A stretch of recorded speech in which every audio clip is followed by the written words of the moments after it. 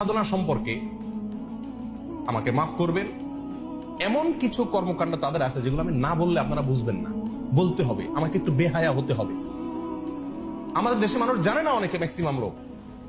আমি ব্যক্তিগতভাবে লালনের আখড়া থেকে নিয়ে ফকিরদের বিভিন্ন আখড়া ঘুরে ঘুরে দেখেছি। আমি নিজের অভিজ্ঞতার কথা আপনাদের কাছে চাপিয়ে দিতে যাব না, তাদের বই পুস্তকের আলোকে বলবো। আমি জানার জন্য তাদের বিভিন্ন আখড়া আখড়া ঘুরেছি। এইবার দেশে গিয়ে আমি কুষ্টিয়াতে গেছি। আমার উদ্দেশ্য ছিল লালন আখড়া যাওয়া, দেখা সেখানে, এবং শুধু শোনা কথা বা পড়া কথারও বিশ্বাস না করে নিজে চোখে দেখা।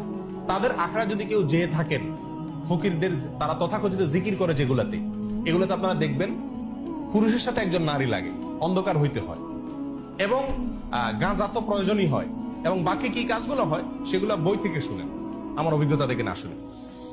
দেখুন, বাউল ধর্মে পরকীয়া প্রেম জায়েজ আছে।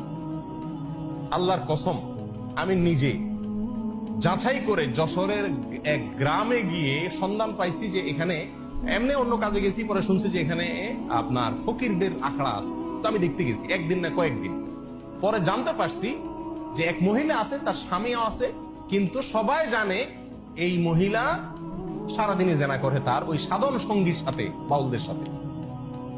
এবং কোন কোন মহিলার তো সংসার শেষ, আবার অনেক পুরুষও করে যারা বাউল। এটা তাদের ধর্মের গুরুত্বপূর্ণ কাজ, জেনা করা।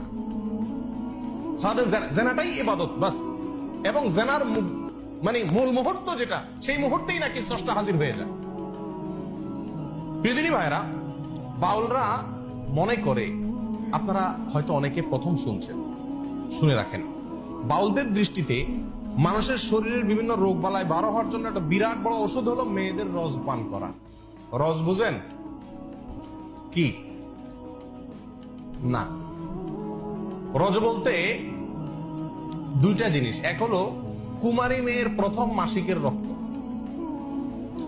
আরেকটা হলো পুরুষদের যেরকম উত্তেজনার কারণে বীর্য বের হয়, মেয়েদের যে পদার্থটা আসে এটাকে রজ বলে। এই রজ, এটা পান করলে কোন রোগ বালাই শরীরে থাকে না, এটা বাউলদের বিশ্বাস। আরো শুনবেন, তারা বলে রোগ থেকে মুক্ত হওয়ার জন্য, বিভিন্ন রোগ থেকে, বড় বালা মুসিবত, অসুখ বিসুখ থেকে ভালো হওয়ার জন্য নিজের মুখ এবং মেয়েদের স্তনের দুধ পান করলে রোগ ভালো হয়। আরো শুনবেন, তারা বলে সমস্ত রোগ থেকে সর্বরোগের ঔষধ একসাথে যদি পাইতে চান তাহলে কি করতে হবে?